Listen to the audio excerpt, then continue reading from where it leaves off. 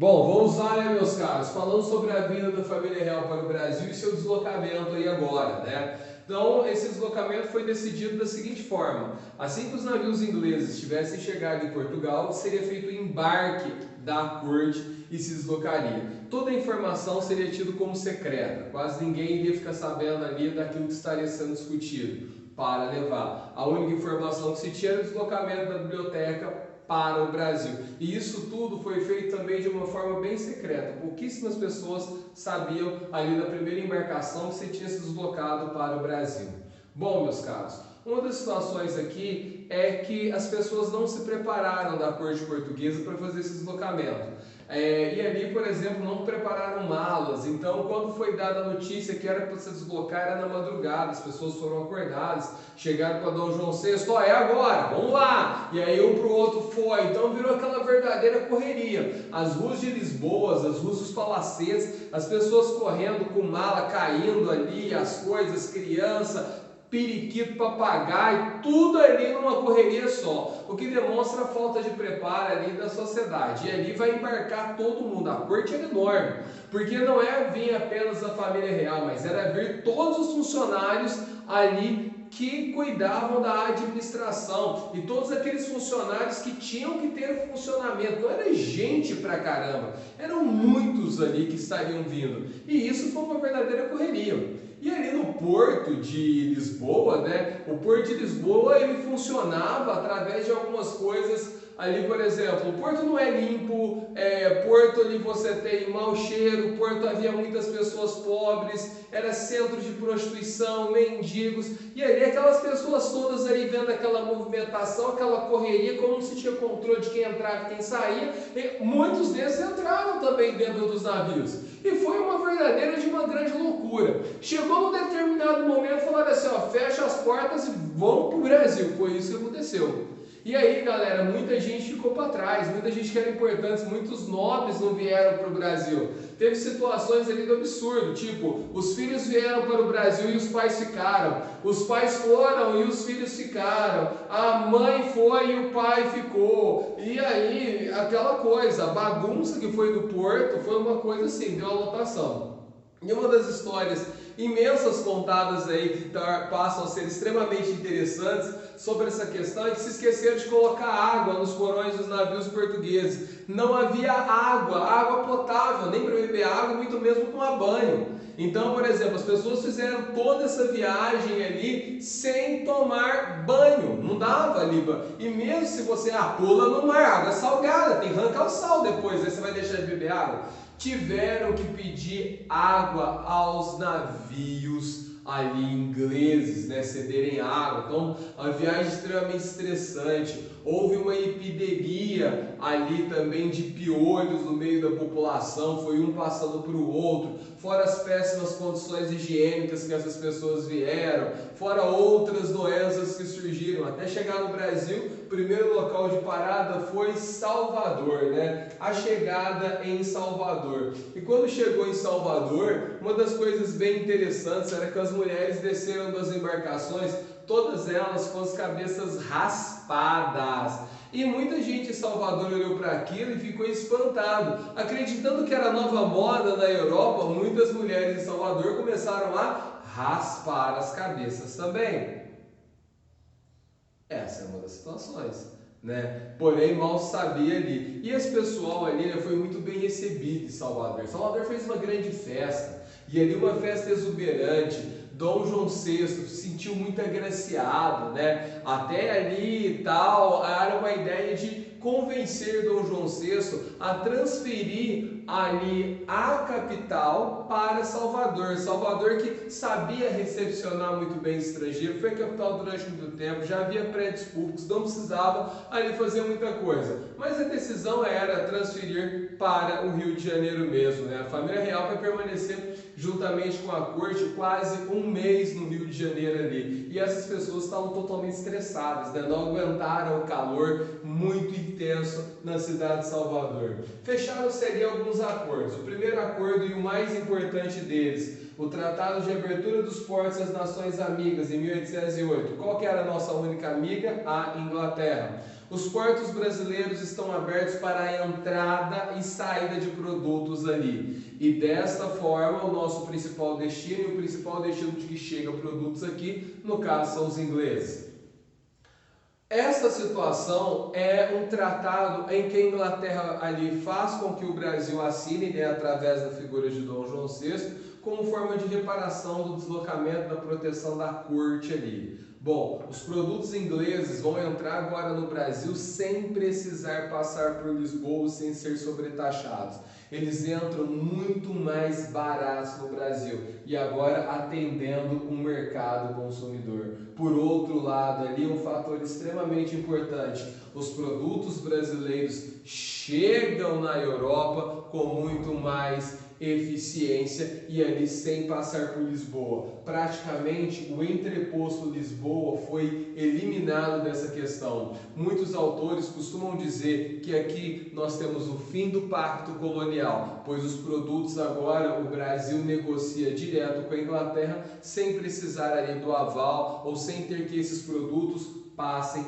por Lisboa. Então esse fato ele é primordial. Fato que garantiu o mercado consumidor europeu também aos produtores brasileiros. As vendas de produtos brasileiros aumentam muito nesse momento devido à queda desses valores sem que eles sejam sobretaxados em Lisboa também.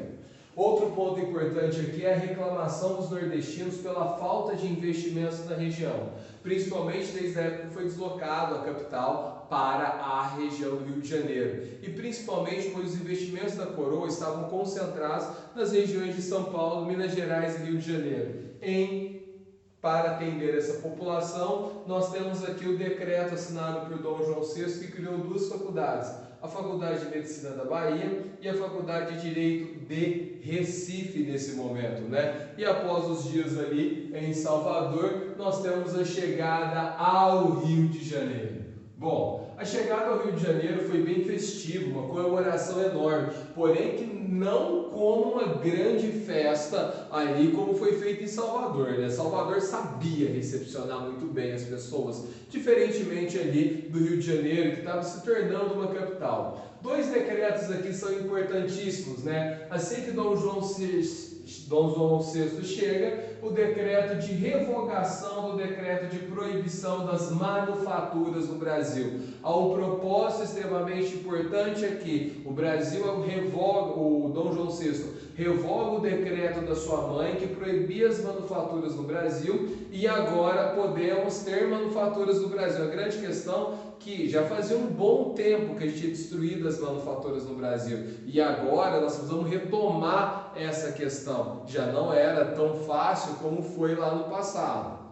Por outro lado, nós teremos também o decreto do Bota Fora. Esse decreto do Bota Fora não foi assinado no Brasil, mas ele foi colocado em prática no Brasil ali.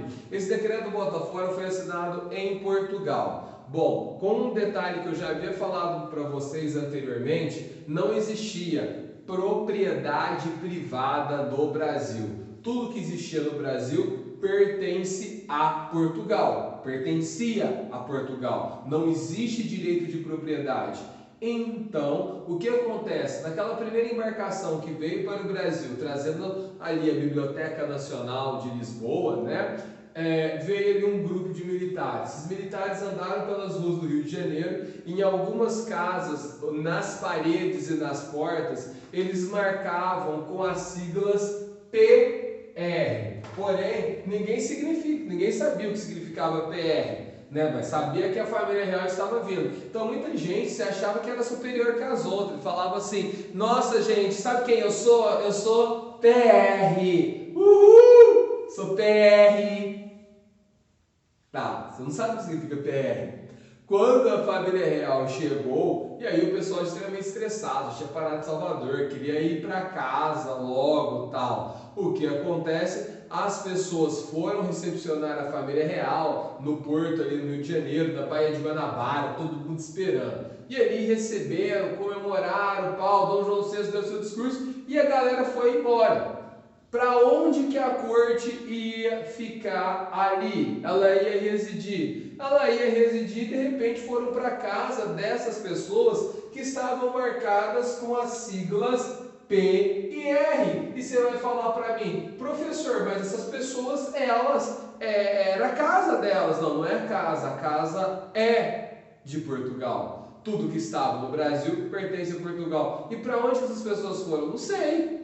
Foram ter que construir outras casas. Foram para suas propriedades rurais. É lógico que você não vai marcar PR em qualquer barraco, né, meu filho? Você vai marcar PR na casa de gente rica, nas grandes mansões. Houve uma situação que as casas que estavam mais distantes, bonitas ali, houve uma ordem em que os caras voltaram e pediram para os escravos ali molhar panos na terra e bater nas paredes para ficar manchado, para tampar as marcas de PR ou para demonstrar que a casa era feia e assim não empolgar os membros da corte portuguesa de ir residir nesta casa. Mas não tinha nem como. E ali, por exemplo, tudo que estava dentro da casa pertencia à corte. Inclusive tem utensílios domésticos, roupas íntimas, joias, tudo ficava ali para aquela família que havia chegado, né? Ou para os membros que haviam chegado. Bom, um ponto interessante aí é que o PR vira propriedade real, sabendo que não existe direito de propriedade no Brasil nessa época. Uma outra coisa que Dom João VI teve que fazer também é que, como não havia uma corte no Brasil e havia chegado membros, ele precisava do apoio dos latifundiários brasileiros. Então, Dom João VI, e aí é muito importante se você anotasse essa informação aí no seu caderno, ele começa a distribuir títulos de nobreza como visconde, conde, barão no Brasil, para ali dar um status a essa elite latifundiária que existia no Brasil. Então ali, de certa forma, garantia a ele apoio político nas suas ações. Nós teremos a construção do aparelho administrativo no Brasil. Não se tinha nada da administração que seria possível para administrar um grande império. Tudo isso é construído no Brasil a partir da ordem de decretos. Primeiramente, Palácio da Guanabara, aonde vai ser a casa ali do imperador. Essa é fundamental, tinha toda a necessidade de ser construída. Então, o Palácio da Guanabara. Serão construídos também os ministérios. O ministério que é extremamente importante aqui é o Ministério da Marinha, como forma ali até de você proteger o litoral brasileiro como possíveis invasões ali. Outro ponto, a Casa da Moeda será construída nesse momento. Nós teremos a impressão de dinheiro no Brasil. O dinheiro era imprimido em Portugal, agora passa a ser impresso no Brasil. Nós teremos a construção do primeiro banco brasileiro, o Banco do Brasil, criado em 1808. A construção do Museu Nacional. O Museu Nacional, apesar de ele ter iniciado as suas obras em 1818, né, o decreto é de 1808. Isso dali era extremamente fundamental, você ter um museu ali, um Museu Nacional. Infelizmente, nós tivemos uma tragédia que ocorreu com o Museu Nacional, que todos muito bem sabem. A Biblioteca Nacional ali, a Biblioteca Nacional de Lisboa, vai virar a nossa famosa Biblioteca Nacional, uma das maiores bibliotecas do mundo, a segunda aí maior e melhor biblioteca das Américas, perdendo apenas para a Biblioteca do Congresso Norte-Americano. É estupendo, é uma coisa fabulosa. Quando você for ao Rio de Janeiro, visite a Biblioteca Nacional, não vá apenas bater bumbum na água. Bom, nós temos também a criação da imprensa régia, né? Nós tínhamos apenas um único jornal no Brasil. Esse jornal era o Correio Brasiliense, em que ele era impresso na Inglaterra e voltava no Brasil. Havia uma certa demora com as notícias ali, era proveniente da iniciativa privada. A imprensa régia agora permite que as notícias europeias, as notícias do próprio cotidiano da sociedade brasileira, as leis brasileiras, tudo aquilo que era discutido, passe a ser publicado ali de uma forma mais frequente no Brasil. Porém, se é uma imprensa régia, uma imprensa real, não será uma imprensa livre. Já te coloco isso para você, né? Então, críticas ao governo você não vai ter, né, meu grande ilustre amigo? Preste atenção, Nós temos também a criação da Faculdade de Direito de São Paulo. Era uma situação que nós não tínhamos juízes no Brasil nesse momento, né? E muitos dos advogados haviam formados em Coimbra, em Portugal, ou nas universidades europeias, nas faculdades europeias. Chega agora a necessidade, dentro dessa construção administrativa no Brasil, eu preciso ter formação intelectual aos brasileiros. Por isso é criado ali também num polo administrativo e comercial extremamente importante, que no caso é da cidade de São Paulo, a Faculdade de Direito de São Paulo. E na capital, Rio de Janeiro, a Faculdade de Medicina do Rio de Janeiro também. Qual é o ponto? Nós não tínhamos médicos aí pelo Brasil, a não ser que eles que haviam formados na Europa. Precisa aumentar aí o número de médicos em atendimento aos brasileiros. Por isso que é tão fundamental a Faculdade de Medicina da Bahia e a Faculdade de Direito de Recife ali também, com todo o atendimento ali da questão das leis e tudo mais. E é criado o grande jardim botânico, um local seguro com muito verde, né, onde ali a elite portuguesa não poderia ser atacada nos seus passeios, e sim simplesmente se sentir segura, né? Um dos pontos extremamente importantes e uma das diferenças aqui é o seguinte, com relação às duas faculdades de Direito. A Faculdade de Direito, no caso de Recife, ela vai ter uma prevalência maior na formação de juízes, né? Dizia-se ali que era uma formação muito mais acadêmica, muito mais aprofundada, né? Enquanto a Faculdade de Direito de São Paulo, ela vai ali situar mais pela prática ali de advogados. Há essa situação que foi discutida na época, dadas as suas formações, né? E um dos pontos aqui da Faculdade de Direito de São Paulo, ela vai atender muito bem a população urbana, começa a ser construído ali, se desenvolvido, né? Já que já existia essa famosa classe média no Brasil, mas ali você vai ter ali filhos de comerciantes estudando, tendo a oportunidade de ir para a Faculdade de Direito de São Paulo. Então o exercício da advocacia é muito bem praticado. E aqui na Faculdade de Direito de Recife fica de uma situação de uma concentração dos envolvidos na área do direito muito mais elitistas, de uma faculdade bem elitista,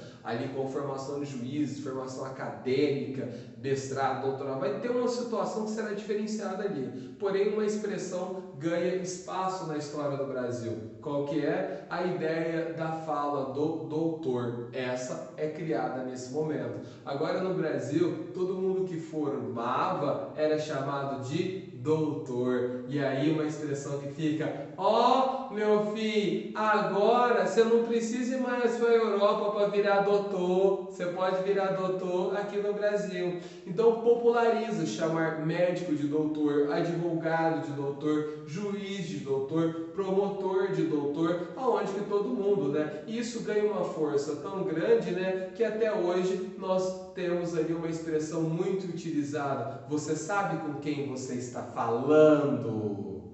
Ó, é com o doutor. Doutor é quem tem doutorado, né? Não quem faz ali 6 anos numa faculdade de medicina e depois sua residência, e muito menos quem vai passar 5 anos ali fazendo direito. Mas são coisas que vão ganhar espaço no Brasil. Há um tempo atrás, até engenheiro era chamado de doutor. Até mais, gente.